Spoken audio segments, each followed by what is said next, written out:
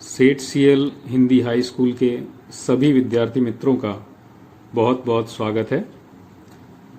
मित्रों, आज के इस लेक्चर में हम कक्षा 10वीं के विज्ञान विषय के प्रथम चैप्टर रासायनिक अभिक्रियाएं एवं रासायनिक समीकरण के भाग 2 के अंतर्गत रासायनिक समीकरण को संतुलित करना सीखेंगे। तो आइए दोस्तों शुरुआत करते हैं। यहाँ एक रासायनिक समीकरण दिया हुआ है H2 plus O2 arrow H2O। Hydrogen और ऑक्सीजन एक दूसरे से अभिक्रिया करके पानी बनाते हैं। इस रासायनिक अभिक्रिया का ये समीकरण है। सबसे पहले तत्वों की सूची बनाएंगे। यहाँ लिखेंगे तत्व, यहाँ लिखते हैं LHS, यहाँ लिखेंगे RHS।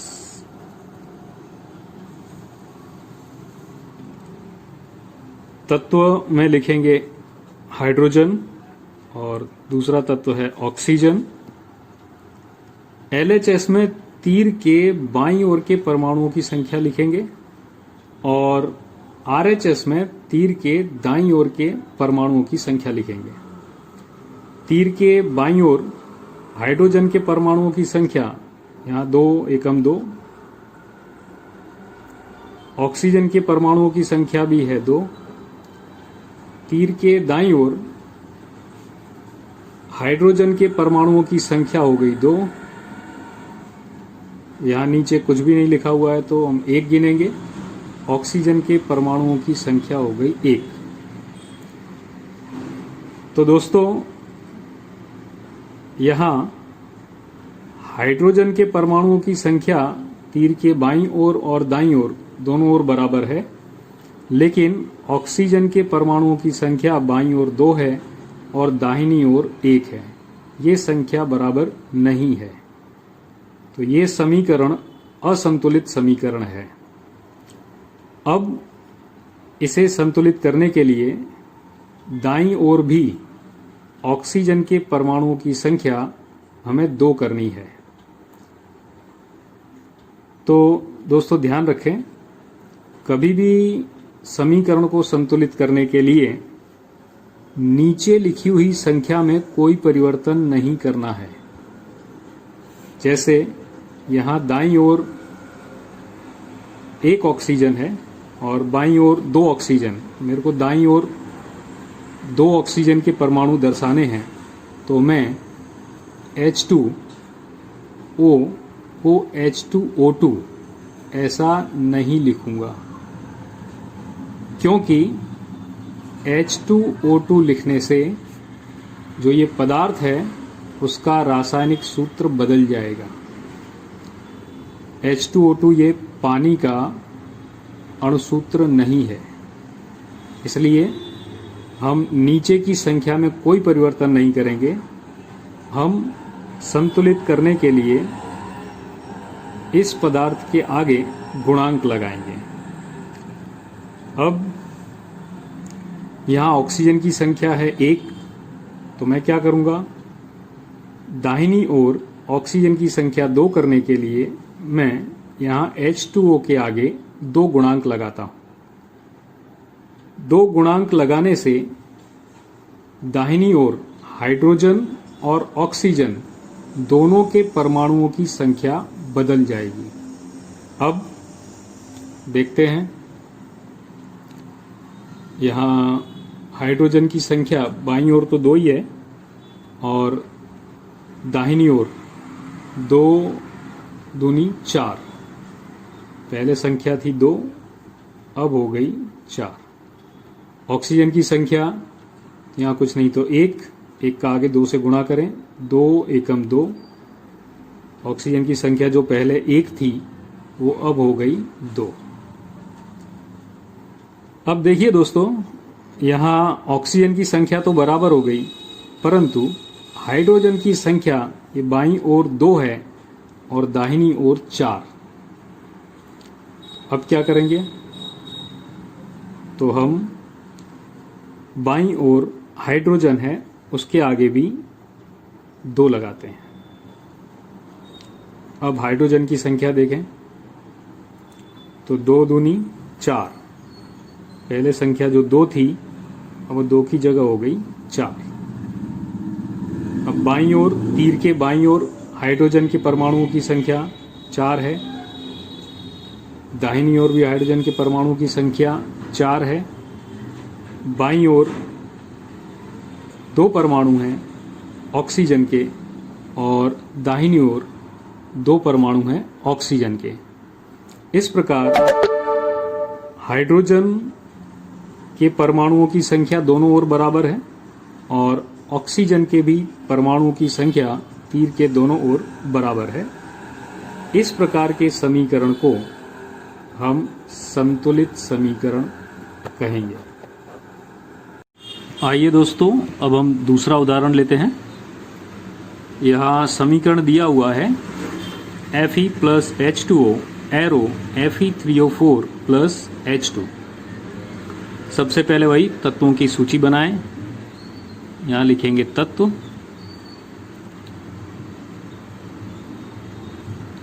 यहाँ लिखेंगे LHS,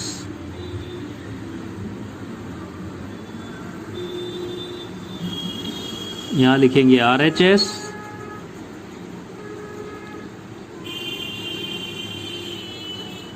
इस समीकरण में कौन कौन से तत्व हैं? तो आयरन, हाइड्रोजन और ऑक्सीजन। तीर के बाईं ओर आयरन के परमाणुओं की संख्या लिखेंगे। तो यहाँ आयरन के परमाणुओं की संख्या है 1, हाइड्रोजन के परमाणुओं की संख्या है 2, ऑक्सीजन यहाँ कुछ नहीं तो 1 गिनेंगे, ऑक्सीजन के परमाणु की संख्या है 1। तीर के दाईं ओर आयरन सिर्फ इसी में है, यहाँ आयरन के परमाणुओं की संख्या हो गई 3, ऑक्सीजन के परमाणुओं की संख्या है 4, हाइड्रोजन के परमाणु की संख्या है 2। दोस्तों, यहाँ आयरन और ऑक्सीजन के परमाणुओं की संख्या तीर के दोनों ओर बराबर नहीं है, तो दिया गया ये समीकरण असंतुलित है। इस समीकरण को हमें संतुलित करना है। यहाँ 2 अभिकारक हैं Fe और H2O और 2 उत्पाद हैं Fe3O4 प्लस H2। तो दोस्तों, जब अभिकारक और उत्पाद दोनों ही एक से ज़्यादा हों, ऐसी स्थिति में हम अपनी सरलता के खातिर सबसे पहले सबसे अधिक परमाणु वाले यौगिक को संतुलित करेंगे। तो यहाँ सबसे अधिक परमाणु वाला यौगिक है Fe3O4। हम पहले इसे संतुलित करें।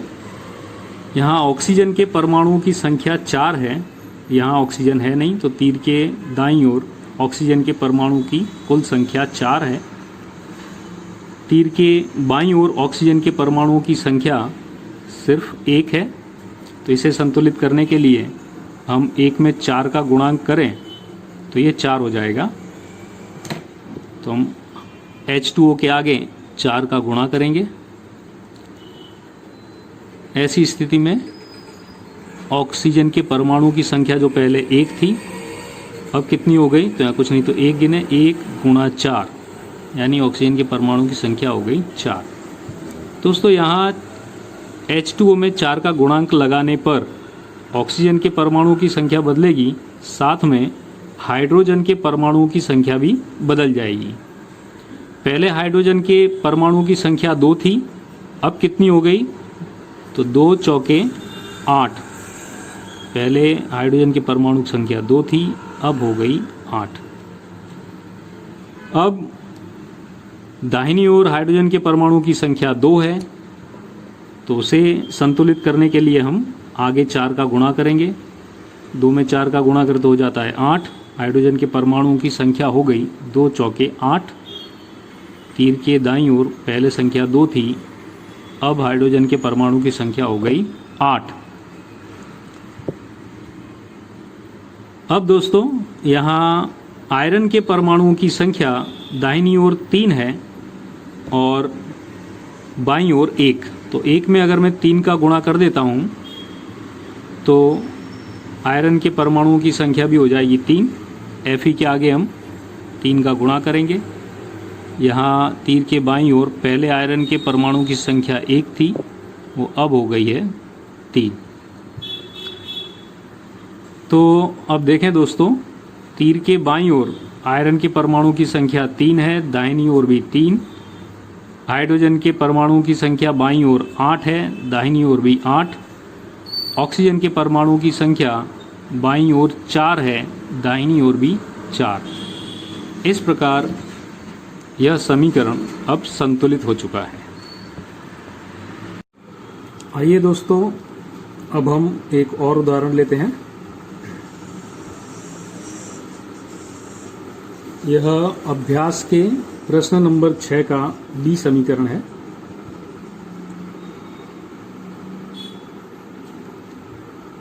NaOH plus H2SO4 arrow Na2SO4 plus H2O।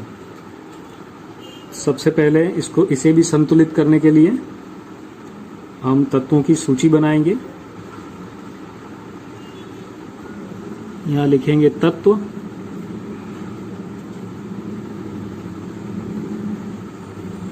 यहाँ लिखेंगे LHS, यहाँ लिखेंगे RHS,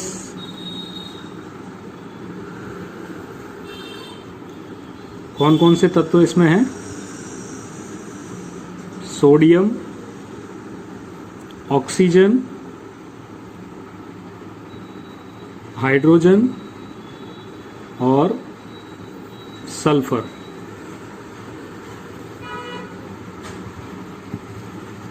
तीर के बाईं ओर परमाणुओं की संख्या लिखते हैं LHS में। तो यहाँ सोडियम के परमाणु, सोडियम सिर्फ इस यौगिक में है, यहाँ नहीं है, यहाँ कुछ भी नहीं, तो 1 गिनेंगे।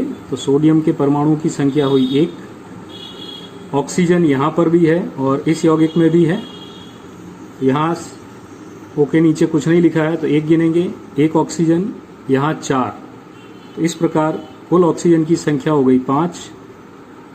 हाइड्रोजन यहाँ पर भी है और यहाँ पर भी है, यहाँ नीचे कुछ नहीं लिखा है तो हम 1 गिनेंगे, यहाँ 2। तो 1 और 2 कुल हाइड्रोजन हो गए 3।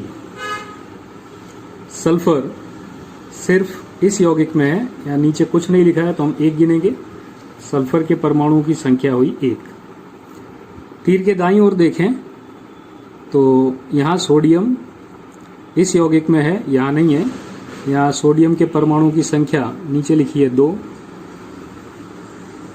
यहाँ सल्फर आगे कुछ भी नहीं लिखा हुआ है नीचे, तो हम यहाँ 1 गिनेंगे। सल्फर के परमाणुओं की संख्या हुई 1। ऑक्सीजन इसमें भी है और इसमें भी है, यहाँ ऑक्सीजन के परमाणु की संख्या 4 है, यहाँ कुछ भी नहीं दिया हुआ है तो 1 गिनेंगे। तो 4 और 1 ऑक्सीजन के कुल परमाणुओं की संख्या हो गई 5। हाइड्रोजन की संख्या है 2। तो दोस्तों यहाँ हाइड्रोजन की संख्या बाईं ओर 3 है, दाहिनी ओर 2 है।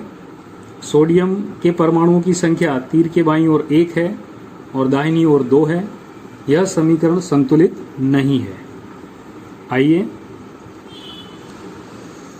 अब इसे संतुलित करते हैं। तो सबसे पहले हम इसमें H2SO4 या Na2SO4 इसे संतुलित करेंगे। इसमें ऑक्सीजन के परमाणुओं की संख्या 4, दाहिनी ओर 4 और 1 5 है और बाईं ओर भी 5 है। ऑक्सीजन की संख्या दोनों तरफ बराबर है।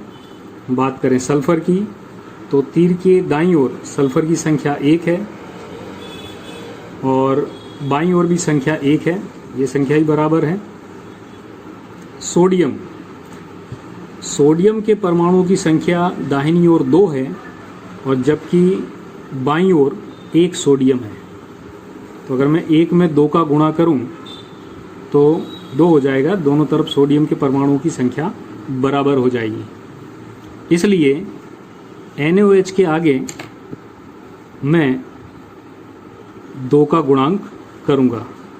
दोस्तों हमें ये ध्यान देना है कि यहाँ नीचे किसी भी प्रकार की संख्या में कोई परिवर्तन नहीं करना है। जैसे NaOH है, यहाँ मेरे को संतुलन करने के लिए Na के 2 परमाणु चाहिए, तो मैं नीचे 2 नहीं लगाऊंगा। ऐसा करने से इस यौगिक का रासायनिक सूत्र बदल जाएगा। तो हम संख्या कहाँ लगाएंगे? आगे।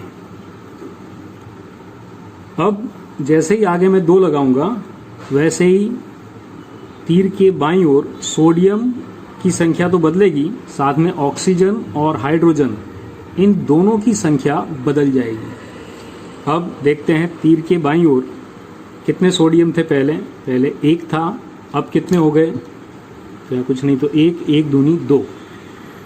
सोडियम की संख्या पहले जो 1 थी, अब वो 2 हो गई। ऑक्सीजन तीर के बाईं ओर पहले कितने थे? तो यहाँ 1 था और यहाँ 4 5 थे, अब कितने हो गए? तो यहाँ तो 4 के 4 ही है, और यहाँ 1 दूनी 2, तो 2 और 4 तो कितने हो गए? 6। ऑक्सीजन की संख्या बाईं ओर कुल परमाणुओं की संख्या 5 थी पहले, अब हो गई है वो 6। हाइड्रोजन कितने थे? तो 2 और 1 3 हाइड्रोजन थे। यहाँ मैंने 2 लगाया, तो 1 दूनी 2, 2 और 2। अब तीर के बाईं ओर कुल हाइड्रोजन की संख्या जो पहले 3 थी, अब हो गई 4। अब दाहिनी ओर देखें तो सोडियम के परमाणुओं की संख्या बराबर है, परंतु ऑक्सीजन के परमाणु की संख्या बराबर नहीं है। कितने ऑक्सीजन परमाणु कम हैं? तो 1। हाइड्रोजन के परमाणु की संख्या बाईं ओर 4 है, दाहिनी ओर 2 है। तो यदि मैं इस 2 में 2 का गुणा करूं तो वो 4 हो जाएगा, और इसलिए मैं H2O के आगे यहाँ 2 का गुणा करूँगा। अब दोस्तों यहाँ हाइड्रोजन परमाणुओं की संख्या 2 दूनी 4 हुई, साथ में ऑक्सीजन की संख्या भी बदल जाएगी। अब तीर के दाईं ओर कितने ऑक्सीजन के परमाणु होंगे? तो यहाँ कुछ नहीं, तो 1 दूनी 2, 2 और ये 4, 2 और 4 कितने हो गए? 6। तो यहाँ ऑक्सीजन के परमाणुओं की संख्या भी बदल जाएगी। ऑक्सीजन, ये हाइड्रोजन के परमाणु हो गए 4, ऑक्सीजन के परमाणु हो गए जो पहले 5 थे, अब वो हो गए 6। अब देखें दोस्तों, तो सोडियम के परमाणु बाईं ओर कितने हैं? 2। तीर के दाईं ओर भी कितने हैं? 2। ऑक्सीजन के परमाणुओं की संख्या तीर के बाईं ओर 6 है, दाहिनी ओर भी 6। हाइड्रोजन परमाणुओं की संख्या तीर के बाईं ओर 4 है, और तीर के दाईं ओर भी कितनी है? 4। सल्फर के परमाणुओं की संख्या बाईं ओर भी 1 है और दाहिनी ओर भी 1। अब यह समीकरण संतुलित हो चुका है। दोस्तों इस प्रकार समीकरणों को संतुलित करने की ये जो विधि है, इसे हिट एंड ट्रायल विधि कहते हैं। दोस्तों हिट एंड ट्रायल मेथड से या एरर एंड ट्रायल मेथड से सरल रासायनिक समीकरणों को आसानी से संतुलित किया जा सकता है, परंतु जटिल समीकरणों को संतुलित करने में थोड़ी कठिनाई होती है। तो समीकरणों को संतुलित करने के लिए हमारे पास एक और विधि है जिसे हम बीजगणितीय विधि कहते हैं। इस विधि से किसी भी प्रकार के रासायनिक समीकरणों को हम सरलता से संतुलित कर सकते हैं। हाँ, ये विधि थोड़ी लंबी है परंतु सरल है। तो आइए दोस्तों हम इसका एक उदाहरण देखते हैं, इस विधि को इससे सीखें। अपने अभ्यास का प्रश्न 6 का ए समीकरण दिया है, HNO3 plus CaOH twice arrow CaNO3 twice plus H2O। इस विधि में हम अभिकारकों और उत्पादकों के गुणांकों को मान लेते हैं। माना कि HNO3 का गुणांक है A, CaOH ट्वाइस इसका गुणांक है B, CaNO3 ट्वाइस इसका गुणांक है C, और H2O इसका गुणांक हम मान लेंगे D। अब तत्वों की सूची बना लें। यहां लिखेंगे तत्व,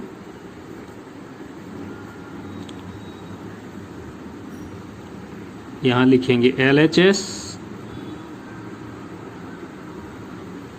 यहां लिखेंगे RHS,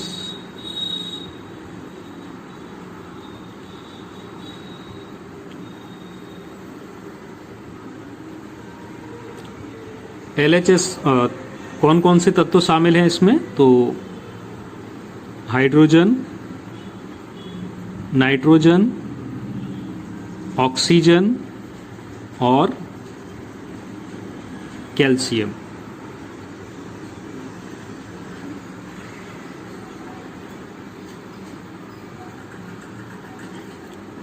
तीर के बाईं ओर हाइड्रोजन के परमाणुओं की संख्या लिखें।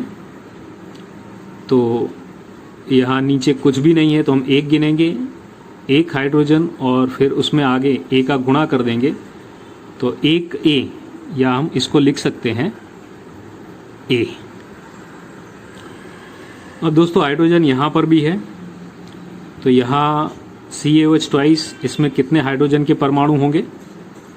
तो यहाँ नीचे कुछ भी नहीं लिखा है, ब्रैकेट के बाहर 2 लिखा है तो हम अंदर 1 समझेंगे, 1 का गुणा 2 में करेंगे, 1 दूनी 2 और इसका गुणा फिर आगे करेंगे B से तो हो जाएगा 2B।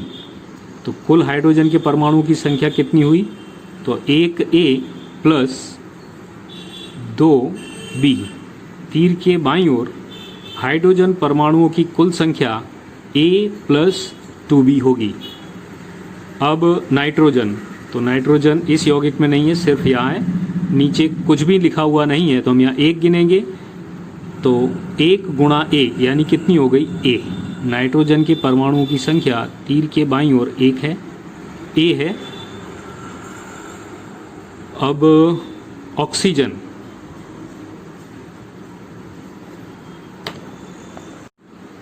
ऑक्सीजन के परमाणुओं की संख्या यहाँ 3 गुणा A यानी हो गया 3A प्लस यहाँ पर भी ऑक्सीजन है, नीचे कुछ नहीं है तो 1 का गुणा 2 में करेंगे, 1 दूनी 2, आगे B का गुणा तो 2B यानी 3A प्लस 2B।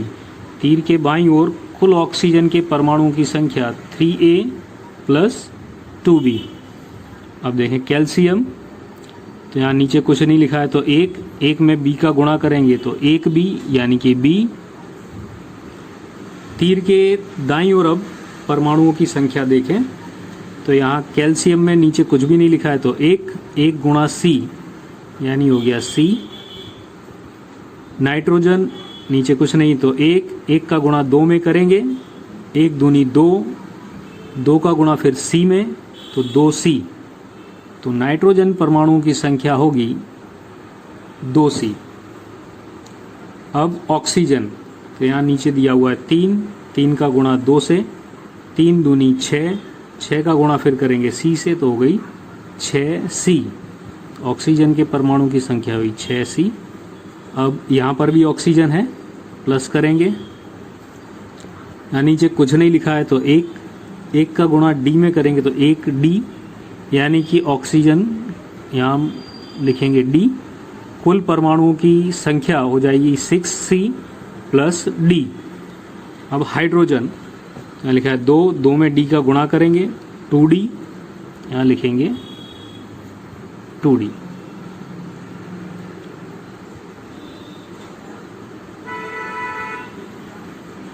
दोस्तों संतुलित समीकरण में तीर के बाईं ओर और तीर के दाईं ओर परमाणुओं, उस तत्व के परमाणुओं की संख्या समान होती है।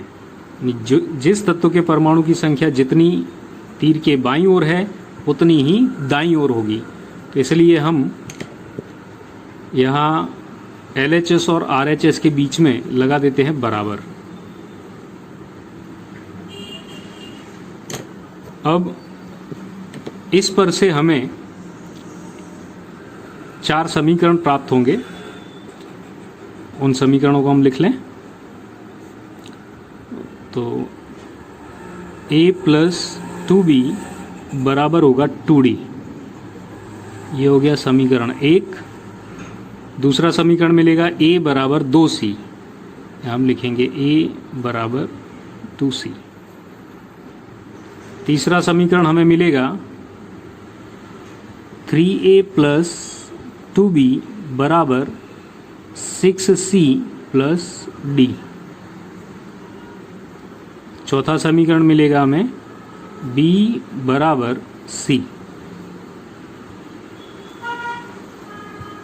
अब दोस्तों हम a, b, c और d इन गुणांकों में से किसी एक गुणांक के बराबर हम कोई संख्या मान लेते हैं।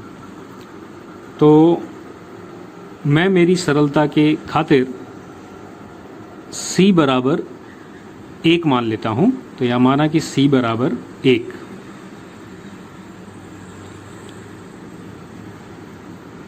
आइए, तो हमें समीकरण 4 पर से क्या मिलेगा? समीकरण 4 क्या है? तो है b बराबर c। c बराबर मैंने 1 लिया है, तो मुझे मिलेगा b बराबर 1। अब समीकरण 2 से तो यहाँ मैं लिखूंगा a बराबर 2c, समीकरण 3 जो है, बराबर 2। c बराबर कितना माना था? 1, तो 2 गुणा 1, तो a बराबर मुझे मिल जाएगा 2। अब समीकरण 1 से समीकरण 1 लिखेंगे a प्लस 2b बराबर 2d। तो यहाँ में a की कीमत मिल चुकी है, रख देंगे 2 प्लस यहाँ 2 और b की कीमत यहाँ में 1 मिली थी, तो 2 गुणा 1 बराबर 2d। इसलिए 2 प्लस 2 एकम 2 बराबर 2d। इसलिए 2 और 2 कितने हुए? 4 बराबर 2d। इसलिए 2 इधर आएगा भाग में, 4/2 बराबर d। इसलिए 2 बराबर d। तो दोस्तों हमें यहाँ a की कीमत मिली 2, b की कीमत मिली 1, c की कीमत हमने 1 मानी थी और d की कीमत हमको मिल गई है 2। इन गुणांकों की कीमतों को हम समीकरण में रख देंगे। समीकरण को हम दोबारा लिख लें। हमारा समीकरण था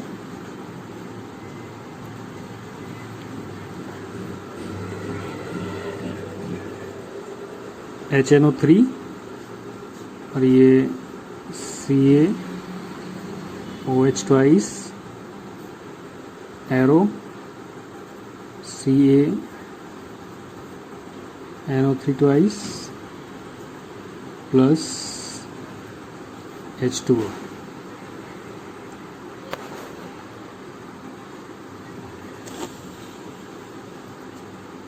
जो समीकरण पहले था वही समीकरण है। इसमें हम a, b, c और d जो गुणांक हैं उनकी कीमत रख देंगे।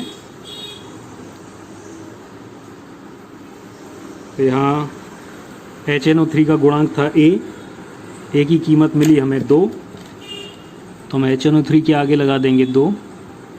CaOH ट्वाइस उसका गुणांक है b की कीमत मिली थी हमें 1, यहाँ 1 लगा दें। CaNO3 ट्वाइस इसका गुणांक था c की कीमत हमने ली थी 1 और d की कीमत हमको मिली थी 2। H2O का गुणांक है d, यहाँ H2O के आगे लगा देंगे 2। इस समीकरण को हम ऐसे भी लिख सकते हैं,